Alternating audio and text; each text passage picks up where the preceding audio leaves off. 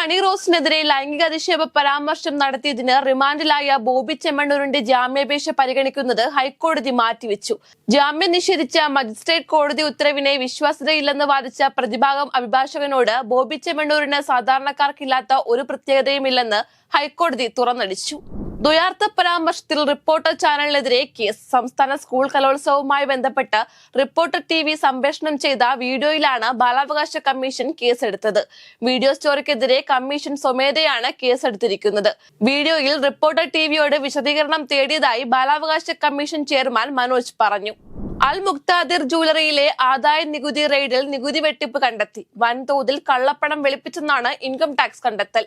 കേരളത്തിൽ മാത്രം 380 കോടി രൂപയുടെ നികുതി വെട്ടിപ്പാണ് കണ്ടെത്തിയത്. ഇൻകം ടാക്സ് ഇൻവെസ്റ്റിഗേഷൻ വിഭാഗത്തിന്റെ റെയ്ഡ് തുടരുകയാണ്. അന്തരിച്ച ഭാവഗായകൻ P. ജയചന്ദ്രന്റെ സംസ്കാരം നാളെ നടക്കും. എറണാകുളം ചേന്ദമംഗലത്തുള്ള പാലിയം തറവാട്ടിലെ ശ്മശാനത്തിലാണ് ചടങ്ങുകൾ നടക്കുക. നാളെ രാവിലെ 8 മണിക്ക് പാലിയം തറവാട്ട് വീട്ടിലേക്ക് മൃതദേഹം കൊണ്ടുപോകും.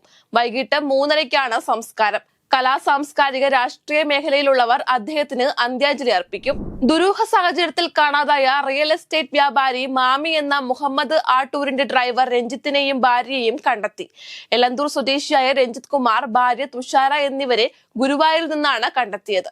ഇരുവരെയും ഉടൻ കോഴിക്കോട് എത്തിച്ച് കോടതിയിൽ ഹാജരാക്കും. വയനാട് DCC ട്രഷറർ NM വിജയന്റെ മരണത്തിൽ പ്രതിചേർക്കപ്പെട്ട കോൺഗ്രസ് നേതാക്കളെ ജനുവരി 15 വരെ അറസ്റ്റ് ചെയ്യരുതെന്ന് വാക്കാൽ നിർദ്ദേശം നൽകി കോടതി. DCC president ND അപ്പച്ചന്റെയും MLA IC ബാലകൃഷ്ണന്റെയും മുൻകൂർ ജാമ്യാപേക്ഷ പരിഗണിച്ചാണ് വയനാട് പ്രിൻസിപ്പൽ സെഷൻസ് കോടതിയുടെ നിർദ്ദേശം. വയനാട് ഉരുൾപൊട്ടൽ ദുരന്തത്തിന്റെ പശ്ചാത്തലത്തിൽ NDRF മാനദണ്ഡങ്ങളിൽ ഇളവ് നൽകിയെന്ന് കേന്ദ്ര സർക്കാർ ഹൈക്കോടതിയിൽ. സംസ്ഥാന ദുരന്ത നിവാരണ ഫണ്ടിൽ നിന്നും 120 കോടി രൂപ അടിയന്തരമായി ചിലവഴിക്കാൻ അനുമതി നൽകിയെന്നും കേന്ദ്ര സർക്കാർ വ്യക്തമാക്കി. ഹൈക്കോടതിയുടെ നിർദ്ദേശം അനുസരിച്ചാണ് കേന്ദ്ര സർക്കാർ മാനദണ്ഡങ്ങളിൽ ഇളവ് നൽകിയത്. മദ്യനിരോധനമല്ല, മദ്യവർജനമാണ് പാർട്ടി നയമെന്ന് CPI സംസ്ഥാന സെക്രട്ടറി ബിനോയ് വിശ്വം. കമ്മ്യൂണിസ്റ്റുകാർ പരസ്യമായി മദ്യപിച്ച് നാലുകാലിൽ വരാൻ പാടില്ലെന്നും മദ്യപാന ശീലമുണ്ടെങ്കിൽ വീട്ടിൽ വെച്ചായിക്കോ എന്നും ബിനോയ് വിശ്വം പറഞ്ഞു.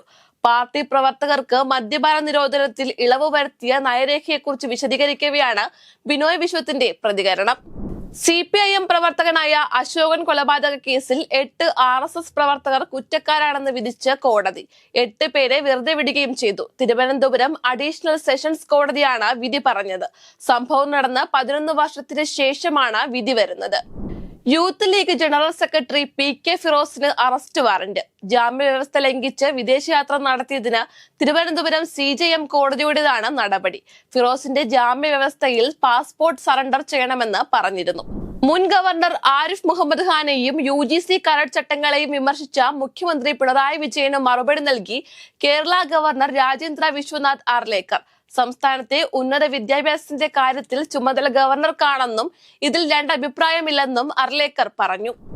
ആന്ധ്രാപ്രദേശിലെ തിരുപ്പതി ക്ഷേത്രത്തിലെ അപകടത്തിൽ ജുഡീഷ്യൽ അന്വേഷണം പ്രഖ്യാപിച്ച് ആന്ധ്ര സർക്കാർ. അന്വേഷണ വിധേയമായി തിരുപ്പതി തിരുമല ദേവസ്വം ഭാരവാഹികളെ സസ്പെൻഡ് ചെയ്തിട്ടുണ്ട്. അപകടത്തിനിരയായവരുടെ ആശ്രിതർക്ക് 25 ലക്ഷം രൂപ വീതം ധനസഹായവും സർക്കാർ പ്രഖ്യാപിച്ചിട്ടുണ്ട്. US-ലെ ലോസ് ഏഞ്ചലസിൽ ചൊവ്വാഴ്ച മുതൽ പടർന്നു പിടിക്കുന്ന കാട്ടുതീ നിയന്ത്രണ വിധേയമാക്കാനുള്ള ശ്രമം തുടരുന്നു. തീപിടുത്തത്തിൽ ഇതുവരെ മരിച്ചവരുടെ എണ്ണം 6 ആയി. ഇനിയും മരണസംഖ്യ ഉയരുമെന്ന് റിപ്പോർട്ടുകളുണ്ട്. 1 ലക്ഷത്തിലധികം ആളുകളെ അവരുടെ വീടുകളിൽ നിന്നും ഒഴിപ്പിച്ചു. കാലിഫോർണിയയിൽ ഗവർണർ ഗാവിൻ ന്യൂസാം അടിയന്തരാവസ്ഥ പ്രഖ്യാപിച്ചു.